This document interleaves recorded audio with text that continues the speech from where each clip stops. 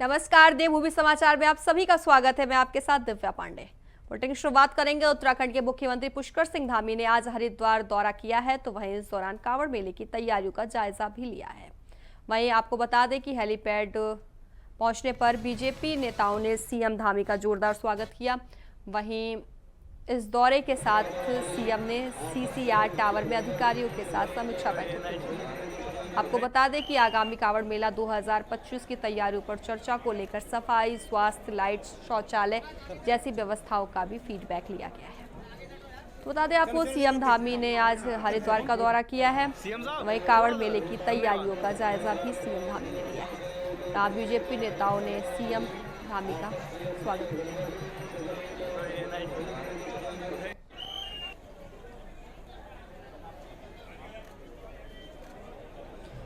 तो वही खबर विस्तार से जानकारी देने के लिए हमारे संवाददाता अभय कैंतुरा हमारे साथ जुड़ गए हैं।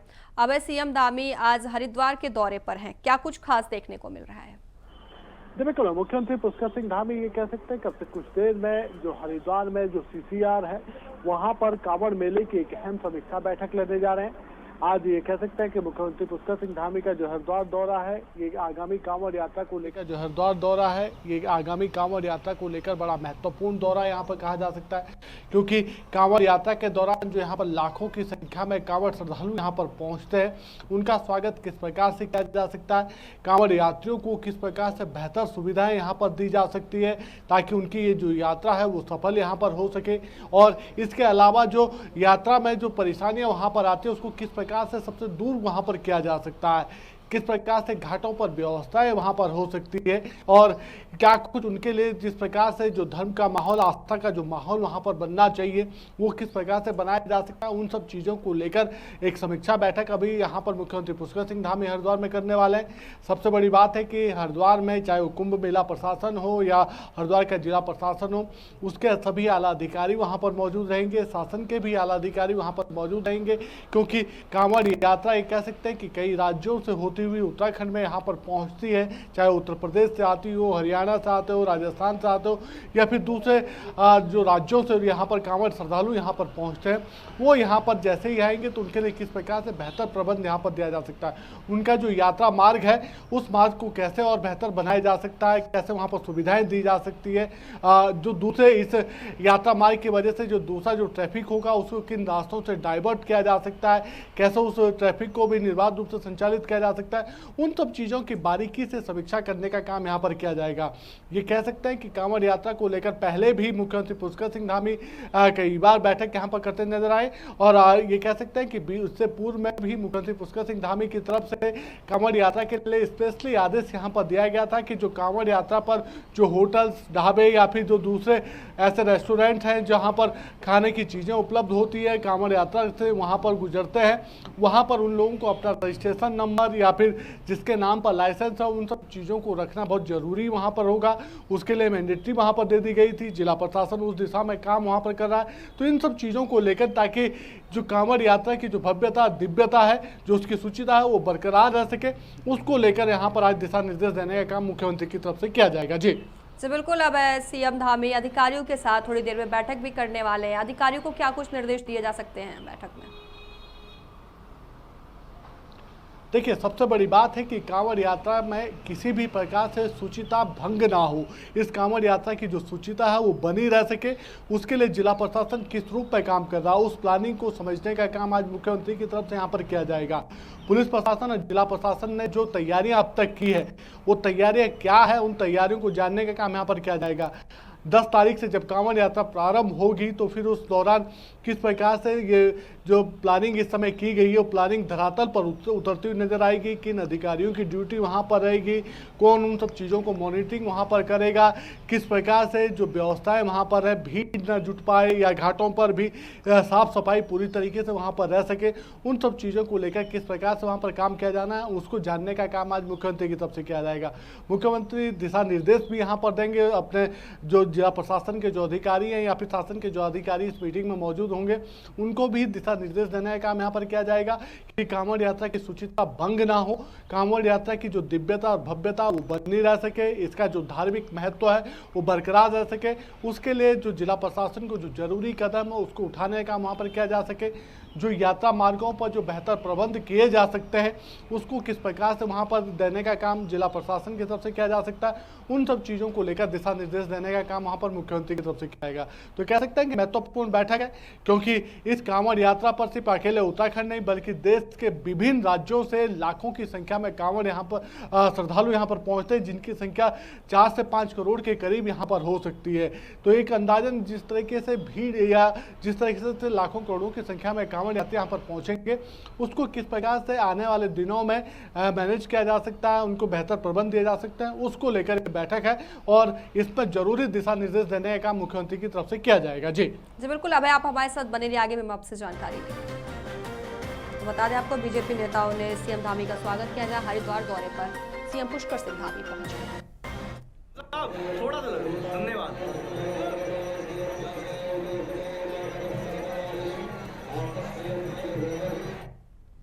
तो अगली खबर की रुख करेंगे। दून, टिहरी, नैनीताल और चंपावत जिले में बृहस्पतिवार को भी बारिश का येलो अलर्ट जारी किया गया है। इन जिलों में बिजली चमकने के साथ तेज दौर की बारिश की संभावना है। तो वहीं आपको बता दें, बारिश का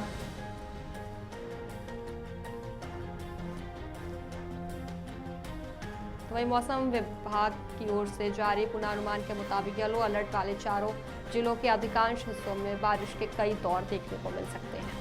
मौसम विज्ञानी रोहित थपलियाल के मुताबिक अगले 5 दिनों तक बारिश का दौर जारी रहेगा। कुछ पर्वतीय हिस्सों में तीव्र बौछार की भी स्थिति देखने को मिल सकती है। राजधानी बुधवार को हल्की बारिश के बाद धूप निकलने से अधिकतम तापमान में 2.5 और न्यूनतम तापमान में 1.1 डिग्री की बढ़ोतरी दर्ज की गई है। वही बता दें आपको, आने वाले दिनों में कई दौर की बारिश की संभावना भी जताई जा रही है।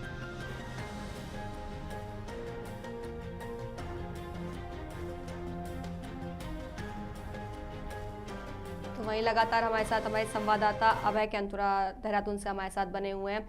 अभय, मौसम विभाग ने बारिश का येलो अलर्ट जारी किया है, क्या कुछ अपडेट है? उत्तराखंड में ये कह सकते हैं कि मानसून सीजन के आने के बाद से ही लगातार हल्की से मध्यम गति की बारिश यहाँ पर देखने को मिल रही है। कुछ ऐसे क्षेत्र हैं जहाँ पर लगातार भारी बारिश यहाँ पर देखने को मिल रही है।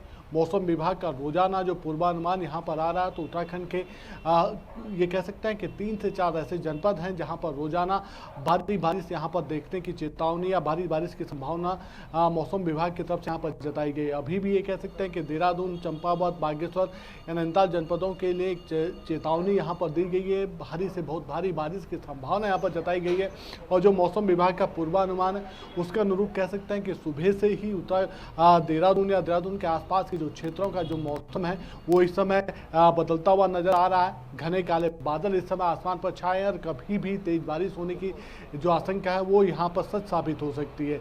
इसके अलावा जो दूसरे जनपद हैं जहाँ पर हल्की से मध्यम गति की बारिश वहाँ पर जताई गई है, तो उसके रूप में कहा जा सकता है कि मौसम विभाग ने जो पूर्वानुमान दिया है उस पूर्वानुमान के अनुरूप ही जिला प्रशासन काम करता हुआ नजर आ रहा है। लगातार जो व्यवस्थाएं हैं, यानी इस बारिश के सीजन में किस प्रकार से आपदा को लेकर काम वहाँ पर किया जा सकता है, कैसे जिला प्रशासन बेहतर प्रबंध टीमों को वहाँ पर लगा सकता है ताकि जनता की परेशानियाँ कम हो सके। वो जो आपदाग्रस्त जो क्षेत्र है जहाँ पर भूस्खलन या लैंडस्लाइड जैसी चीज़ें ज़्यादा संभावना जिस चीज़ों की सबसे ज़्यादा रहती है, उस क्षेत्रों में किस प्रकार से जो टीमें हैं, राहत बचाव की जो टीमें हैं, उनको लगाया जा सकता है, उसके लिए जिला प्रशासन पहले से ही काम यहाँ पर कर रहा है। कोशिश यही है कि जिस प्रकार से मौसम का पूर्वानुमान जारी यहाँ पर हुआ उसके अनुरूप SDRF, NDRF और जो आपदा प्रबंधन की जो टीम है उनको पहले से ही तैनात करने का काम यहाँ पर किया गया ताकि उत्तराखंड में इस बदलते मौसम का जो बदला हुआ जो मिजाज है उस मिजाज से जनता परेशान ना हो सके, उनकी जो परेशानियां उनका निदान यहाँ पर निकाला जा सके। इसके अलावा खासतौर पर जो चारधाम यात्रा मार्ग है, आप चाहे चमोली जनपद का कह लीजिए, रुद्रप्रयाग जनपद कह लीजिए, देहरादून जनपद कह लीजिए, पौड़ी कह लीजिए या फिर उत्तरकाशी जनपद कह लीजिए, इन जनपदों में जो यात्रा मार्ग है उस यात्रा मार्गों पर किसी प्रकार से श्रद्धालुओं को या यात्रियों को कोई परेशानी ना हो, इसलिए ऐसे संभावित स्थानों पर पहले से ही पुलिस की टीमों को सचेत करने का काम वहाँ पर किया गया है। जहाँ पर भारी बारिश के दौरान या आपदा के दौरान ये कह सकते हैं कि लैंडस्लाइड या फिर नदियों का जो जलस्तर है वो बढ़ सकता है, जिससे परेशानी वहाँ पर हो सकती है। उन जगहों पर टीमों को पहले से ही तैनात कर दिया गया है। साथ ही जो यात्री यहाँ पर आ रहे हैं, जो सैलानी यहाँ पर आ रहे हैं, उनको भी मौसम विभाग के पूर्वानुमान के अनुरूप ये कह सकता है कि जो जिला प्रशासनों की जो गाइडलाइन यहाँ पर आ रही है जिला प्रशासन की, उसके अनुरूप कार्य करने के लिए यहाँ पर कहा जा रहा है, ताकि वो अपनी यात्रा मौसम के पूर्वानुमान के हिसाब से ही शुरू करें। अगर यात्रा के दौरान भारी बारिश उन्हें यहाँ पर देखने को मिलते तो भी सुरक्षित जो पड़ाव हैं, जहाँ ऐसे जो चिन्हित स्थान हैं जहाँ पर जिला प्रशासनों की तरफ से यात्रियों को रुकने के प्रबंध किए गए, उन स्थानों पर रहकर वो अपना काम वहाँ पर कर सकते हैं, या वहाँ पर रहकर अपनी जो उनका थोड़ा सा समय या बारिश के दौरान जो कटने वाला है वो वहाँ पर अपना व्यतीत कर सकते हैं। इस दौरान जो भी रुकने का जो प्रबंध है वो जिला प्रशासन की तरफ से वहाँ पर किया गया है। तो कह सकते हैं कि मौसम के पूर्वानुमान के हिसाब से ही लगातार जो आपदा प्रबंधन की जो टीमें हैं वो काम करती नजर आ रही है। कोशिश यही है कि उत्तराखंड में इस मौसम के बदले हुए मिजाज से जो बारिश आ रही है उससे जनता परेशान ना हो, उसके लिए लगातार प्रयास करने का काम वहाँ पर किया जा रहा है। जी बिल्कुल, अवय खान विस्तार से जानकारी देने के लिए आपका धन्यवाद। बता दें आपको, बारिश का येलो अलर्ट जारी किया गया है, जहां चारों जिलों के अधिकांश हिस्सों में बारिश के लिए कहा गया है। खबरों में आगे बढ़ेंगे। रुड़की की मंगलौर कोतवाली पुलिस के द्वारा एटीएम मशीन में रकम निकालने वाली जगह पर एक धातु की प्लेट लगाकर ठगी करने वाले निवासी सावेज पुत्र जब्बार और गुलफाम पुत्र यामीन नाम के 2 ठगों को गिरफ्तार कर लिया गया है, जिनके पास से पुलिस ने 10 लाख रुपए की नकदी और 2 एटीएम में लगने वाली धातु की प्लेट बरामद की है। तो बता दें आपको, 1 जुलाई को एक महिला ने पुलिस को तहरीर देकर बताया था कि अज्ञात लोगों के द्वारा गुरुकुल नार्सन में उसके साथ 10 लाख रुपए की धोखाधड़ी की गई है। तो वहीं पुलिस ने तहरीर के आधार पर मुकदमा दर्ज कर लिया था, जिसके बाद पुलिस के द्वारा एटीएम मशीन का सीसीटीवी कैमरा चेक किया गया, जिसमें ठग एटीएम मशीन में एक धातु की प्लेट लगाता हुआ दिखाई दे रहा है, जिसके बाद पुलिस ने सावेज और गुलफाम को गिरफ्तार कर लिया। दरअसल यह ठग एटीएम मशीन में रकम निकालने वाली जगह पर एक धातु की प्लेट लगा देते थे। जब कोई ग्राहक एटीएम से रकम निकालने आता था और रकम नहीं निकलती थी तो ग्राहक तकनीकी खराबी समझकर वापस चला जाता था, जिसके बाद यह दोनों ठग एटीएम मशीन से प्लेट को हटाकर रकम निकाल लिया करते थे। तो ये पुलिस ने दोनों के पास से 1 लाख रुपए की नकदी और 2 प्लेट बरामद कर ली है। पुलिस के द्वारा कल बुधवार शाम 6 बजे एक प्रेस कॉन्फ्रेंस जारी की गई थी, तो वह इस मामले की जानकारी प्रेस कॉन्फ्रेंस करके दी गई है।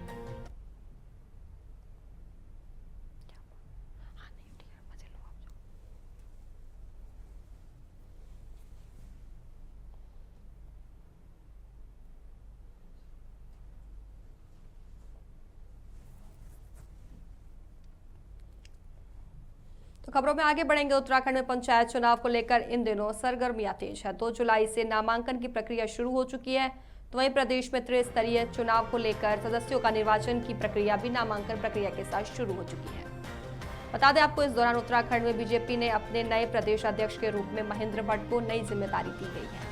वहीं आज पूरे दिन देहरादून बलवीर रोड मौजूद बीजेपी मुख्यालय पर पंचायत चुनाव के लिए समर्थित प्रत्याशियों की फाइल सूची को लेकर खूब बहस भी छिड़ गई। तो वहीं पंचायत चुनाव को लेकर सियासी घमासान तेज है।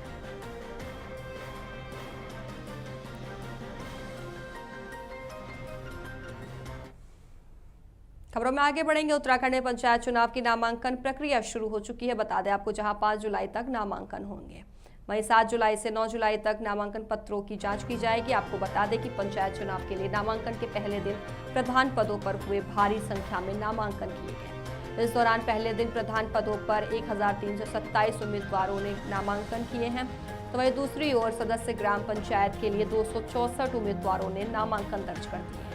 बता दें आपको, अब तक विभिन्न पदों के 50,553 नामांकन प्रपत्रों की बिक्री हो चुकी है।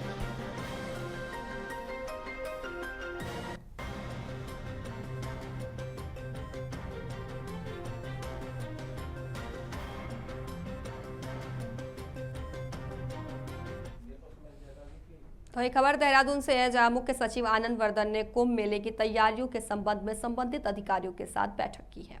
बता दें आपको, वही बैठक के दौरान 2027 में आयोजित होने वाले कुंभ मेले को ध्यान में रखते हुए सभी प्रकार के स्थायी और अस्थायी प्रकृति के कार्य 31 अक्टूबर 2026 तक पूर्ण कर लिए जाएंगे। उन्होंने कहा है कि कार्य समाप्ति की अंतिम तिथि को गंभीरता से लेते हुए सभी कार्यों को समय से पूर्ण कराना सुनिश्चित किया जाए। तो वहीं इस दौरान सभी विभागों के नोडल अधिकारी शीघ्र नामित किए जाने के भी निर्देश दिए गए हैं। आपको बता दें कि श्रद्धालुओं की भीड़ के अनुरूप ही घाटों की संख्या भी बढ़ाई गई है, जहां कुंभ मेले की तैयारियों को लेकर बैठक की गई है।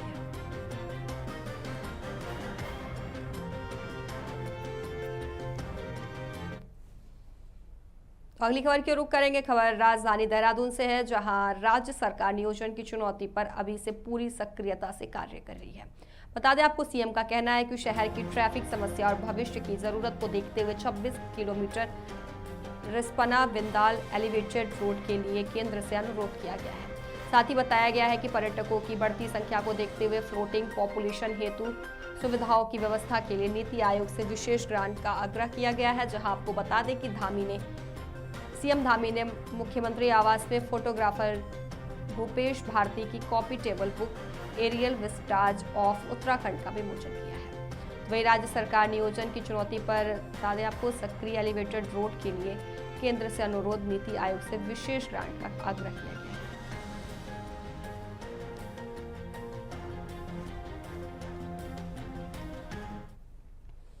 खबरों में आगे बढ़ेंगे। खबर देहरादून से है, जहां ड्रग मैन्युफैक्चरर्स एसोसिएशन की ओर से प्रदेश में तेजी से फार्मा हब बनने की दिशा में बढ़ रहा है। इस दौरान फार्मा कंपनियों का विस्तार हो रहा है। तो वहीं आपको बता दें कि हब बनने की दिशा में कुछ बाहरी प्रदेशों के लोग बाधा बन रहे हैं, जहां वहाँ की कंपनियों के नाम पर नकली दवाएं बना रहे हैं, जिसके बाद ड्रग मैन्युफैक्चरर्स एसोसिएशन के अध्यक्ष ने कहा है कि ऐसे नकली दवा निर्माताओं के खिलाफ सख्त कार्रवाई की जानी चाहिए। इसके साथ ही पूर्ण रूप से गुणवत्तापूर्ण दवाओं का निर्माण हो रहा है।